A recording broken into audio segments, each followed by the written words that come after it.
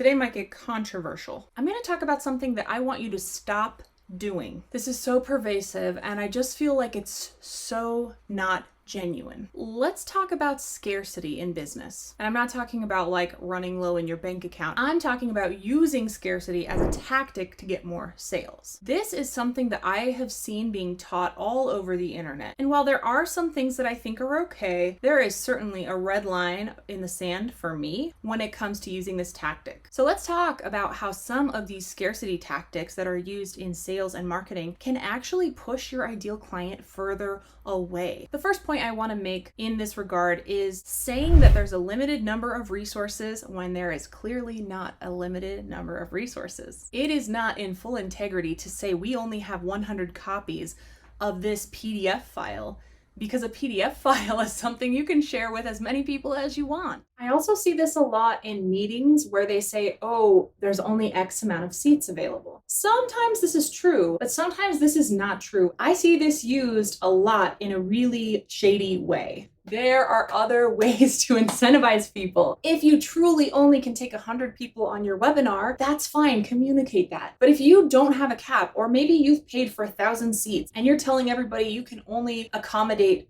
20 or 40 or 100, that is a lie. If the webinar is evergreen and you're telling people I can only show this to the first 100 people, that is a lie. This is also true for online video. It doesn't matter how many people watch your video. There's not a limited quantity of how many times that video can be played. So when you say only the first 40 people get to see this or get to have this, you need to make it clear that that's a decision you are making on your end. Maybe you want to reward quick decision making. That's totally fine. But don't tell someone that there's only this amount if you know that there's more than that. Be upfront with your audience that you're purposely keeping this behind a gate and you want people who take action, who make decisions, and who are quick to do those things. You want them to have access and that you're limiting it. This takes personal responsibility and doesn't blame it on some stock or inventory that's imaginary. Another way I see this used is when business owners record a meeting and then tell everyone in the meeting that there is not going to be a replay. Now, before you get upset,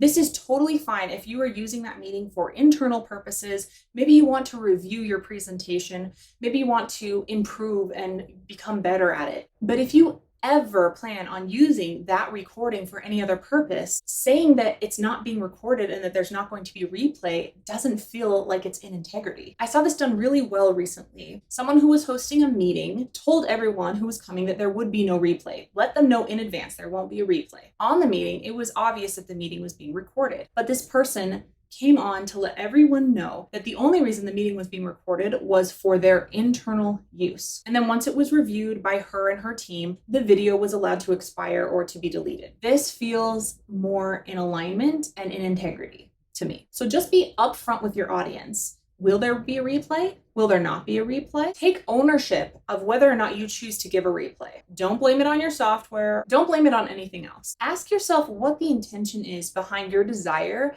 to not want to have a replay. And then ask yourself if there is truly a need to record the class. I know that for many, many people, integrity is a gradient. There are different levels of transparency and honesty. And I know that in business, it's not required of you to say everything that you're thinking and doing and why to your clients or your leads. But your relationship with them will be so much better if you can be upfront with them on some of the things that they're participating in and help them to feel like they can trust you. And that leads me right into this next one. This used to be a lot more prevalent a few years ago than it is now, but I still see it happening. And that is sending out communication that you are going to be live on a webinar and then playing a recording. So essentially you are tricking your audience into thinking that you're there live without having to be there live. Here's some telltale signs, by the way, that you are not on a live webinar. Just because they're responding to comments live does not mean that you are there on the live call. As a general rule, when you are in a Zoom meeting, not a Zoom webinar, a Zoom meeting, the likelihood of that person actually being there live is very, very high. If you see that a webinar is happening every 15 minutes, all through every single day, and they're claiming to be live, they're flat out lying to you. They're not live every 15 minutes. These are called evergreen webinars. And I totally think they're awesome. In fact, even as a consumer, I think these are awesome because it gives me the opportunity at 9 p.m. on a Sunday to watch a webinar from someone who would not be teaching at 9 p.m. on a Sunday. Just don't tell me that you're doing it live if you're not. Be completely upfront about whether it is a replay of a webinar or whether it is a live webinar. This is one of the fastest ways to break trust with some of your savvy ideal clients. Lying to your prospective clients is one of the quickest ways that you will lose them. So I'm telling you,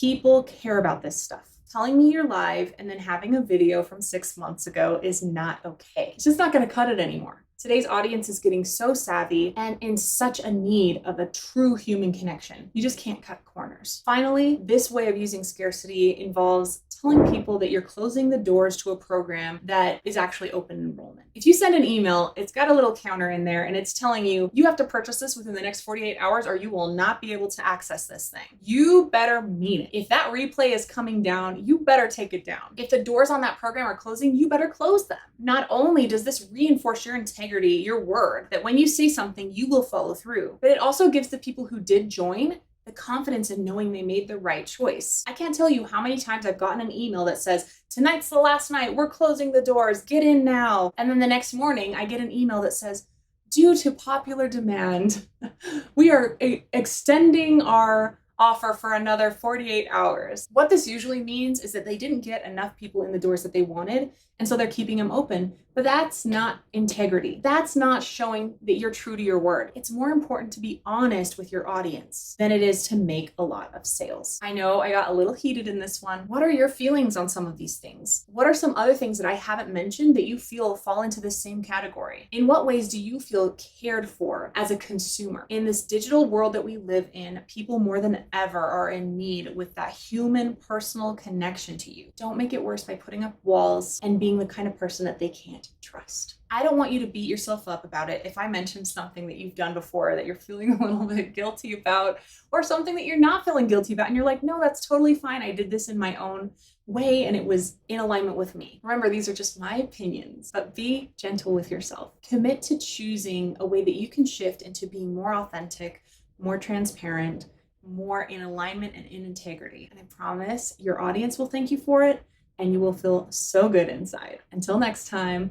you've got this.